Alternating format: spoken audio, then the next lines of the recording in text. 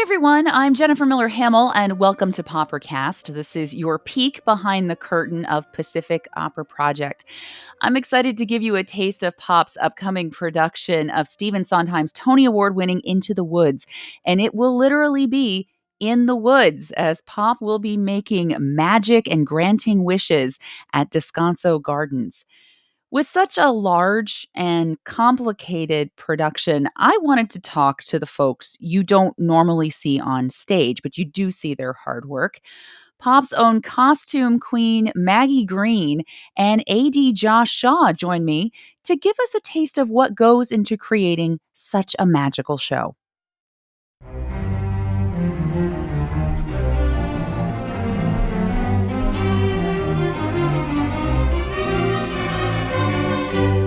Well, first of all, let me introduce you to the folks who have seen your work on the stage, but may not know you by your face. Maggie Green, who is the costume queen for Pacific Opera Project. Now, Maggie, how many shows have you done for Pop? I don't know. Luckily for me, on my bio, somebody updates the number each time, um, but almost continuously for the last 8 years or so. I've missed a few. Okay. Um, like the best looking show ever, I didn't do. That was Madame Butterfly, because that was done by a Okay. professional kimono person, and it looked gorgeous. It was quite a colorful production, I remember. Ah, but it took two people to get each person into costume. So, Oh my gosh. No, no. What is your favorite memory of and it doesn't even have to be with Pacific Opera Project, but your favorite memory of being a costume designer? oh, well, you make new memories each time. Always the best moment is when someone puts on a costume and they're like, oh, yeah. Oh, I see this. Right? Right. It's a thrill. And then, of course, like first dress rehearsal when everybody's in costume together for the first time is just really fun. Do you have a particular favorite one from the last few years? Um, we're gonna do Magic Flute again, and that was a very fun one. Interesting video game inspired things. It was tough, but it's very fun. I especially loved the giant gorilla suit. Well, yeah, taking a guy who's 6'10" and then making him bigger. That was amazing. And I want to get into the next season with Pop a little bit later on because I know there's a lot of exciting stuff coming up with the new shows. But thinking back in your history with Pop, do you have a show that you really look at and it was something that was really difficult for you to put together, but when you saw the final product, it was just so satisfying? Mm. One I'd love to do again, Josh. Ariadne off Naxos, which was done in a 1913 style, which is one of my favorite periods. Hmm.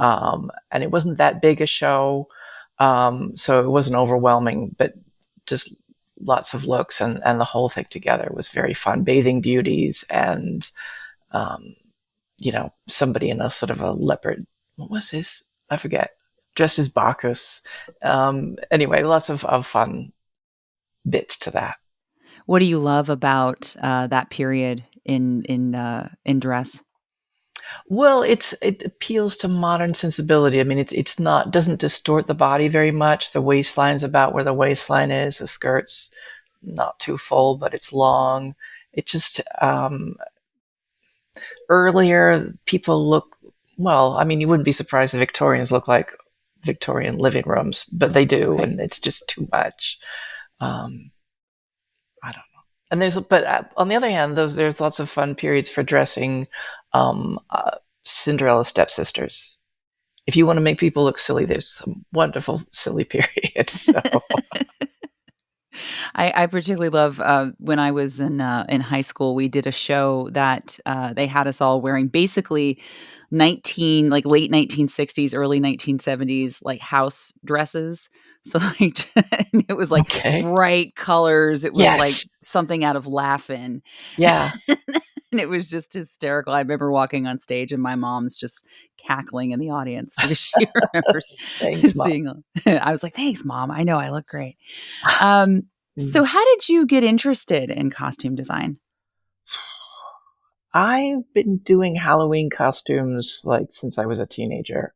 I mean, I still remember the thrill of making my little sister a dinosaur costume. Um, that was a great costume. And then, for my kids, I did it. And then in sort of middle school, elementary school, they started doing, productions, and I got obsessed with their costumes.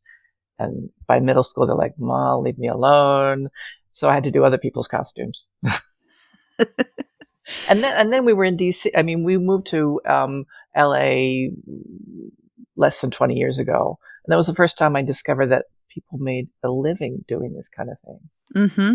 So, I mean, I met just through the school people who work for Disney say, "Wow, you can get paid to be an Imagineer." You could, because it's not even people that they dress at Disney. They also dress those animatronics too.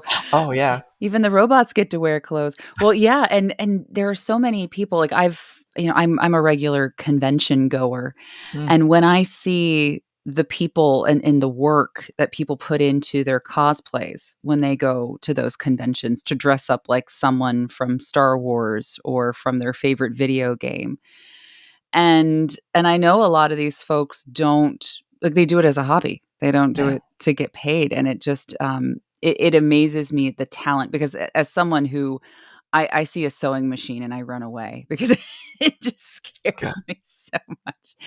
But I really appreciate what you do, your artistry that you put into creating these incredible costumes that we get to love and enjoy, and as artists then get to wear on stage. It's just because you were saying earlier that that's one of your most satisfying moments is when you see an artist put on their costume for the first time and then they're really in that character. I've had that feeling several times when I've put on that dress, or I had a friend who used to make me cosplays for conventions, and I dressed up as a Ghostbuster one year, and I put on that outfit, and Yeah. I was like, "Yeah, I'm ready to go catch some ghosts. Let's go do it." So thank you from all of us who love costumes. I mean, Um, I'm kind of jealous of cosplay people because they can spend months, a year on one costume. oh yeah, I mean, admittedly, they do have day jobs, but, and of course, they could put in a lot more money into it than I can as well. So, but that's okay. I I do will it. say. The Oh, go ahead. advantage of working for the stage is that 20-foot rule. It only has to look good from 20 feet away, which is one of the reasons that I do costumes rather than anything else. Because that's, I'm not a fine detail person. Whereas, So like, with cosplay, it has to be what, screen accurate? Is that what they say? yeah, Yeah. yeah. Now, when you're sitting down and you're getting your concept together for a show, where do you draw inspiration from? My biggest inspiration is Josh because he has amazing ideas, and he's like the core of the idea. He's the artistic director, Mhm. and so um, um, but then there's just so many sources out there. I'm old, so I remember when you had to look at books. Now, just the pictures are everywhere, and it's really fun. Yeah, yeah, we love Josh's imagination. It's what makes this company so great. Yeah. Now, Into the Woods is coming after several other fairy tale themed shows during this season, because of course it was the fairy tale season. Are there any costume highlights from those past shows that are going to make a reappearance during Into the Woods, such as you mentioned the stepsisters earlier, the bright yellow dresses that they wore in Cenerentola, or perhaps those bright pink pants that the men wore also during that show? There are some costumes returning. I don't not the bright yellow dresses though. A little disappointing, but no, because of course those just take over the stage. Right. Um, it could be a challenge for the watchers to see if they can say, "I remember seeing that costume," because it's the peasants who come back. Know, the less dramatic costumes. I mean, so if no one's wearing one of the yellow dresses, can I borrow No, one for one of the you bet. Okay. All right. I'll get in touch with you. We'll do it. Now, are there any designs for Into the Woods that you can share with POPercast listeners? Um, what you see behind me is all the costumes, pretty Okay. much. So for And then those, on the table in front of me are some wigs and hats and things. so, I can so show you. Sure. So, for those who are listening to the podcast Okay. and not watching the video version, I just want to describe what I'm seeing behind you. So, I see a very lovely, rich velvet coat with some gold embroidery on the side and some lovely shoulder pads. And I see what looks like a chef's hat, maybe Yeah, up sure. there on the Yeah, side, because, we do have a baker and his we do a wife. baker. A lavender dress over there. Is that, yeah, that is lavender over there on We'll the we'll other call it end. mauve. Mauve. Okay. And what are some of the wigs that you have sitting in front of you? I don't know how best to show you That's the good. wigs. Oh, I There see we Milky go. White. There's There's Milky White. There's the witch's costume. She's got two different versions of her, of course. okay. You can see a lot of hair. Uh-huh.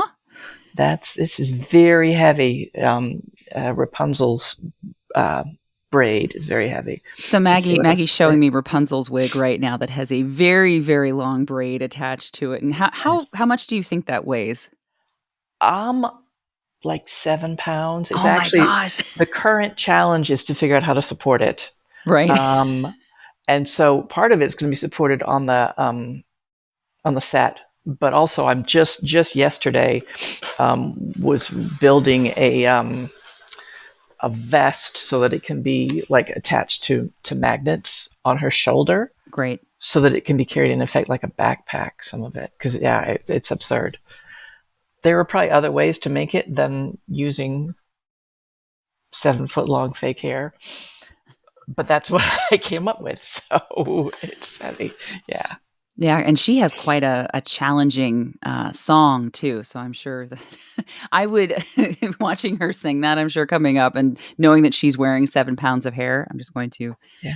bow down Well, right now. for me, the challenge is that her hair gets cut off twice. One Mhm. time, the baker's wife takes part of it, and then the witch that takes part of it. So that's also, yeah, it's probably the most complicated thing to figure out. I love masks. So Milky White's fun. The Big Bad Wolf is fun. Mhm. But this wig, this anyway. And I have no wig skills, but I'm the wig person. So Well, and again, for those who are just listening to the audio version of the podcast, I can tell you that the wigs look fabulous. The wolf's head is quite impressive. and of course, I mean, he's double cast. It's not like we can't just like put a prosthetic on him. Mhm. You know it. So I was really pleased when he tried it on. He moved his head, and it didn't wiggle around. Anyway, he's great. I kept the scene with the wolf and Little Red is just amazing. Oh, I It's saw they had some rehearsal video up the yeah, other day of Amy working with him, and I'm going to talk to her hopefully next week, and we're going to get into a little bit more into that, and the fact that she's also doing double duty too as right. choreographer and she's Little Red. So again, kudos to her for doing that. Now, one of the big moments for me when I saw the original production of Into the Woods, which of course was on Great Performances on PBS, the original cast with Bernadette Peters and Joanna Gleason. Is the moment when Bernadette goes from being, this crone to being this absolutely just gorgeous woman, the seductress. And it's this magical moment where her costume just disappears and turns into this vamp. Now, I don't want to. I don't want you to give away too much. More of a tease, if you can. But will we see something equally as magical when the show opens? Well, our audiences have to, since they aren't on Broadway, they supply a certain amount of sort of willing disbelief. Hmm. And yes, she will change on stage, but the magic might be more visible. The effort it takes. I mean, we already had a witch transform for Hansel and Gretel, Right. and that was very fun. I was proud of that. But it took a little bit of visible work for her to do that. Is there a costume in this show that you are particularly proud of? Well, actually, one of my favorite ones is because it was lucky. Cinderella asked for a gold dress from her for magic, from her magic mother, actually, in Mhm. this rather than the fairy godmother. And I'm also kind of this show was first produced in the 80s, and you can't quite see it on the Broadway thing, but the influence is there. So I wanted to use 80s dresses, and I found um, this 80s dress. It's got these big shoulders and is very gold, and it even has these like um, leaves down the front. Yeah, I see So it it. comes from her mother has turned into a tree. A tree has grown from her mother's grave, and that's where the magic comes from. And so just thought it was just amazing that it has leaves on it and is very gold. So Where did you find that? eBay. Oh, eBay. Yes, yay, eBay. Yeah, because that's a question that I know costume designers get asked a lot. Where do you find these unique pieces? And I have to imagine in LA, because we are an entertainment capital, that it's easy to go to a thrift store, or you can go to one of those shops down in Burbank or in Hollywood where they sell off the old costume pieces and props from filming. Where do you get most of your pieces? Well, actually, Burbank is a great place for thrift stores, and in good part because of the TV studios there. And yeah, such a rich resource to be able to buy fabric downtown for amazing prices. With COVID, I did get more in the habit of shopping online. It is very convenient, and you can buy from anywhere. Right. Um, so I do that too. It's nice to Um, have things just show up in the mail and not have to wait. it That's is. like with downtown It parking, is. right? And yeah, and thrift stores are often not organized at all, No.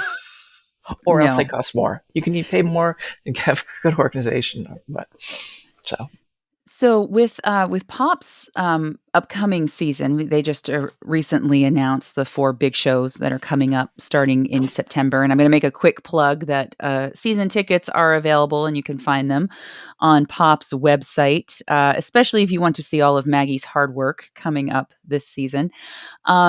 What particular show? I know you already mentioned Magic Flute, but is there another show this season that you are really looking forward to? well, I mean, there's the ones we've done before, like Elixir of Love is fun, 50s Mhm. is fun. Um, on the other hand, I mean, we've never done. Is it Pirates of Penzance coming up? Yeah, Pirates Yes, of Penzance yes, that's fun. and Ercole is the Yeah, one in January. Yeah. yeah. Ercole worries me a little bit. Josh wants a sort of a Wonder Woman inspiration. Those are challenging costumes. Yeah. We'll see. But I mean, they are Amazons, but we'll see how that goes. We were going to do that in 2020, and it got canceled before I got any work done Yeah. on that at all. But so that's a challenge, which I is fun. asked him in the season ticket episode if the audience should show up in togas or Baroque period costume, and he said absolutely do it. Just everybody show up in your own costume. I was like, great. And Right. Oh, a Baroque. Absolutely, everybody. Just as if you were in Venice or something. the powdered Okay. wigs and corsets. Everybody show up in hoop skirts. And then, yeah, for Pirates of Penzance, I mean, that's going to be a lot of fun. It's going to be, at the in Glacel Park at the Heritage Square Museum. Mm. Um, are you for that? Are you envisioning probably a more faithful design for the show?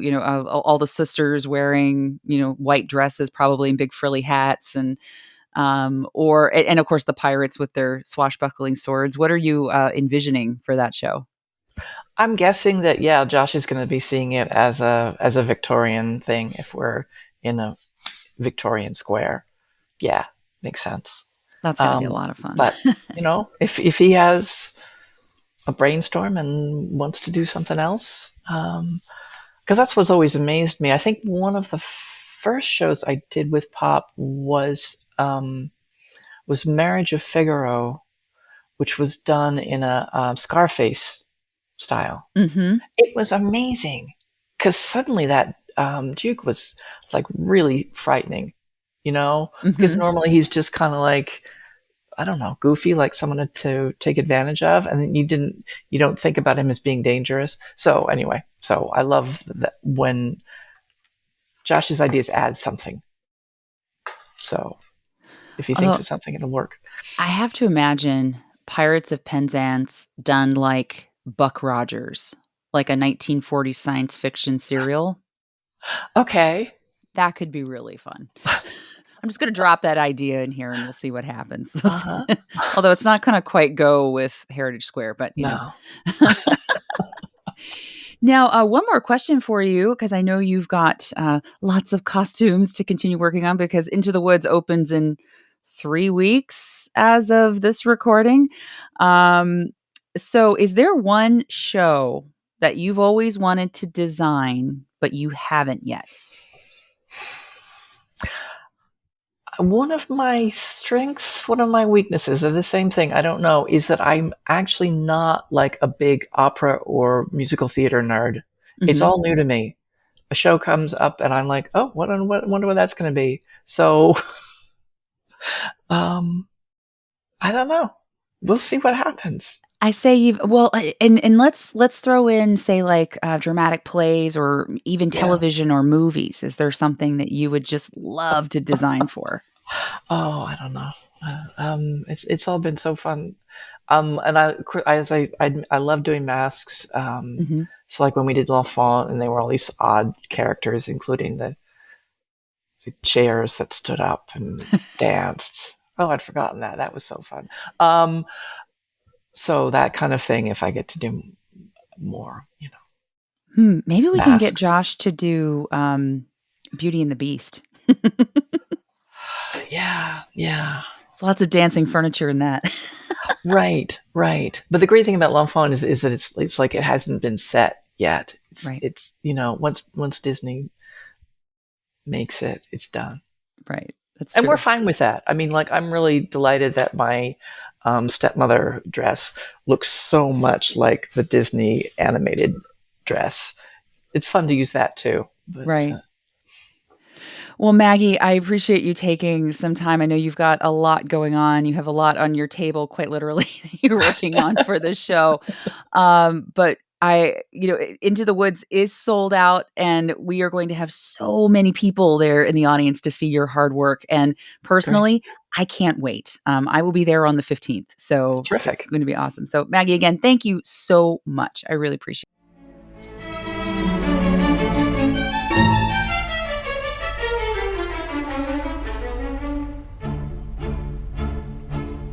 about because I want to do some conversations with the tech team and the design team because I think this is going to be a really interesting show from a design perspective.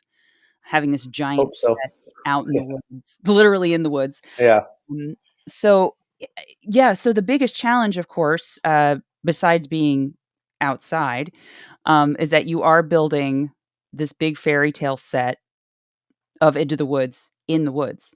So, what has been your biggest challenge and your biggest pleasure so far with the design of the show? Well, pleasure, I feel like um, it's unlimited what we can do. I mean, yes, there's budget restraints, but it could be as tall or as wide or as deep as we want to make it, and that is very freeing. And just uh, so often pop performs in places where there's just not enough room, and to be out there, it's just nice to have all the space. That's been the best part of it so far. The most challenging is you can't fake it. Like, I can't build the set in my backyard even if I have the time, or build the set. We would need an enormous warehouse, and we certainly can't afford to have that space and rehearse there for 3 weeks on a set. So that's very challenging, and I still haven't really figured out exactly how that's going to work, particularly since I'm out of town for 5 weeks leading up to rehearsals. Um, so it's just going to have to be a lot of rehearsing with, we think it's going to work this way. We think you'll have this much space. We think you'll be up this high. and then just get to such a place that we're so comfortable with the show that we load in on July 4th.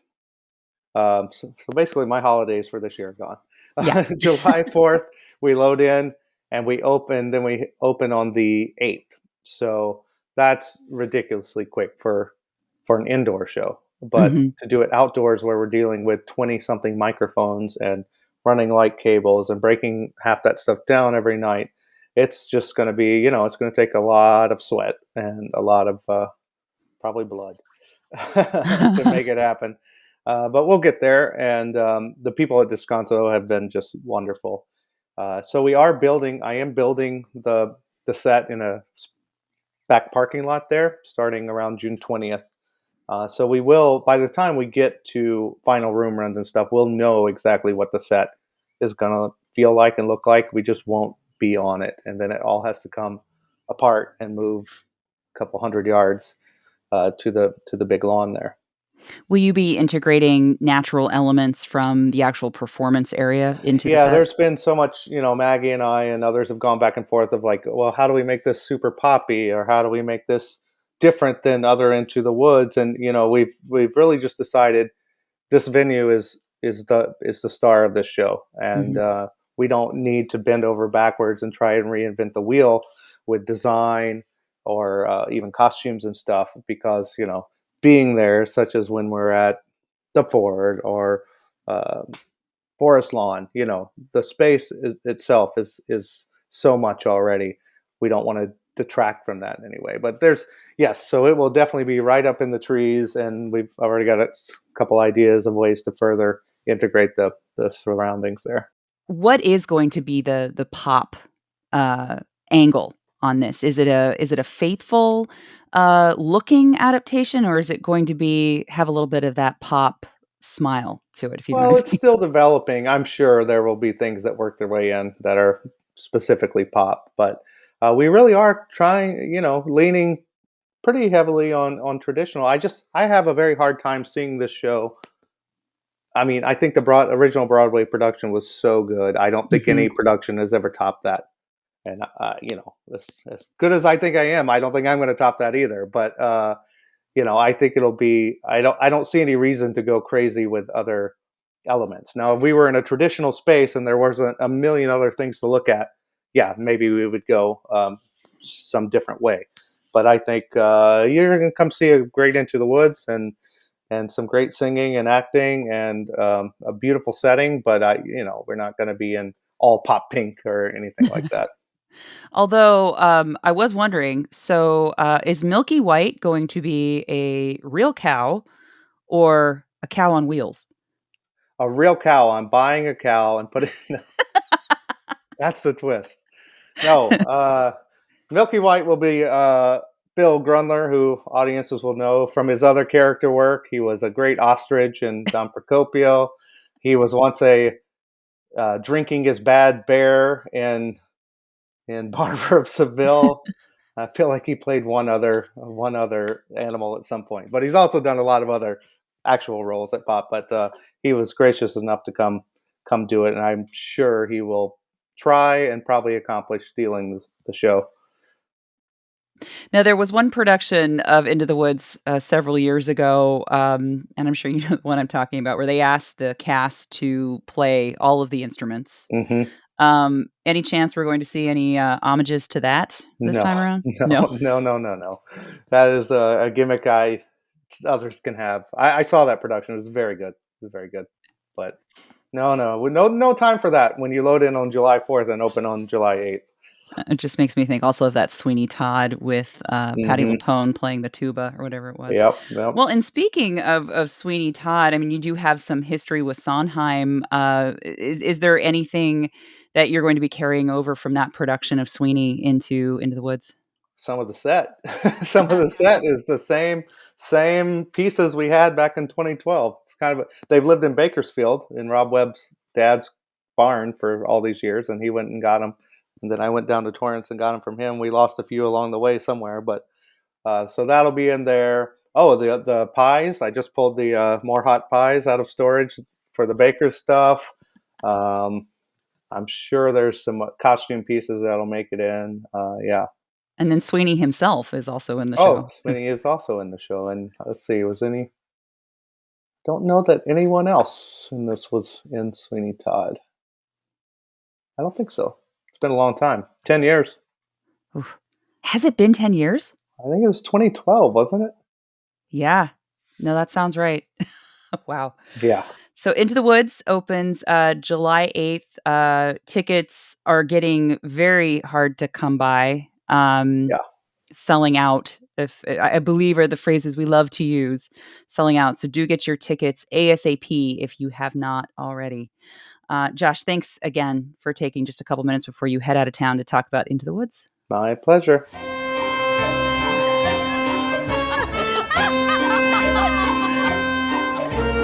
Into the woods without delay, but careful not to lose the way.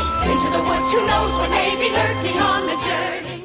A big thank you to Josh Shaw and costume designer Maggie Green for taking a few moments to talk to me about Into the Woods.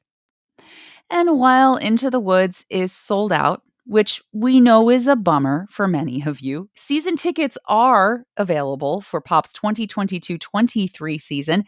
Don't want to experience the FOMO that you might be feeling right now about Into the Woods? Then get your tickets for the next season right now. All the details are available at PacificOperaProject.com. Well, friends and family, listeners new and old, that is it for this episode of POPercast. I want to give a big thank you, as always, to all of you who subscribe and enjoy this podcast every single time. If there's something you'd love to hear, we would love to hear from you. Feel free to share your thoughts with us on our YouTube channel, as well as at PacificOperaProject.com. Also, I want you to join me in thanking my good friends Rob Webb and editor David Hobbs, who work very hard behind the scenes to get these podcasts out for every single one of you. I'm Jennifer Miller Hammel, and I can't wait to see you not only at Into the Woods, but in the upcoming 2022-23 season from Pacific Opera Project. Take care.